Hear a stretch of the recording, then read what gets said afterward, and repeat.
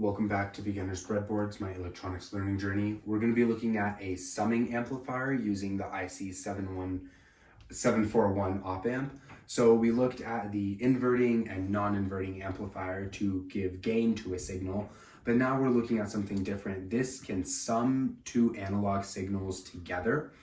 And so this is what we have built. So we have two different inputs to V and P, so V in 1 and V in 2.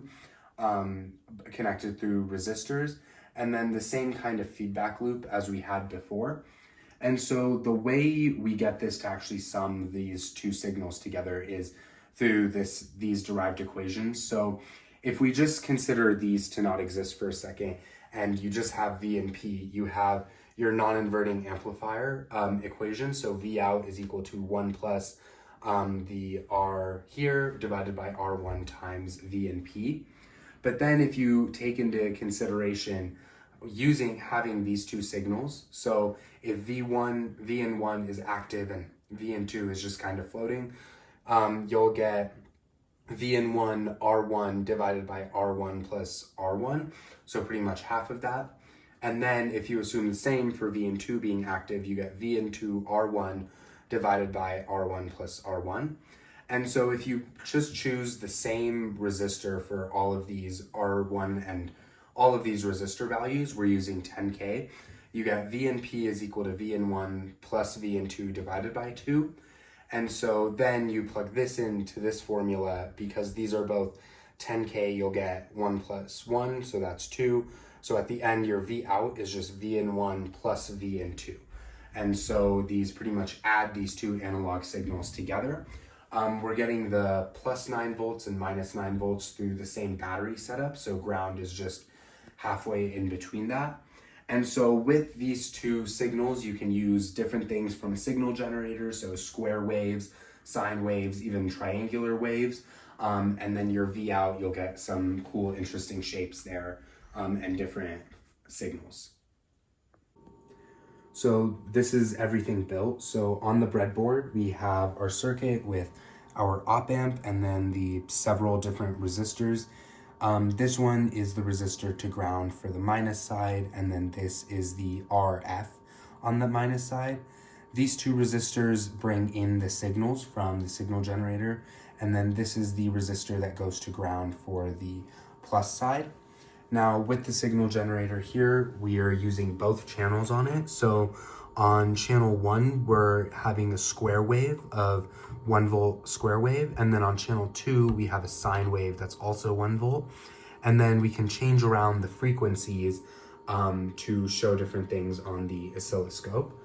But on the oscilloscope with that setup, you're seeing the summing of that square wave. So we're just showing the square wave here. This is the one that's coming in. And then the blue is the output of it. So you can see the sine wave is being summed of the square wave. So it's kind of riding on top of that.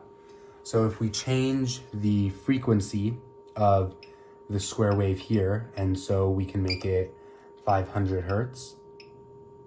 Now you're getting a different amount of that sine wave that's on top of that square wave. And you can change this to several different things. So instead of 500, we can go up to 1,000, and now you're just seeing the peaks of the sine wave. So pretty much the gap between the sine wave is the addition from the square wave, and so you're just seeing these tops here.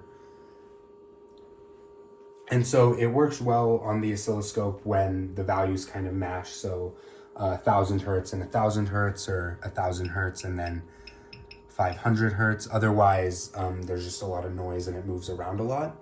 But you can also change the type of wave here. So instead of a square wave, if we put on a triangular waveform, this one's kind of fun. You can see the sine wave rides on the triangular wave. And then you can change the frequency of the triangular waveform,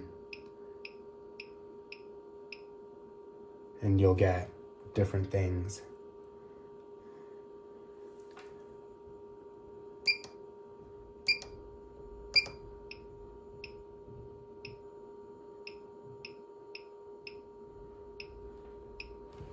but the sine wave is pretty much just riding along the triangular waveform here. So just playing around with the frequencies a little, here we have 239 hertz on the triangular wave and then 1K hertz on the sine wave. So on the oscilloscope, this is kind of fun, where that sine wave is just moving along the triangular wave. And so that's how it's adding those values together.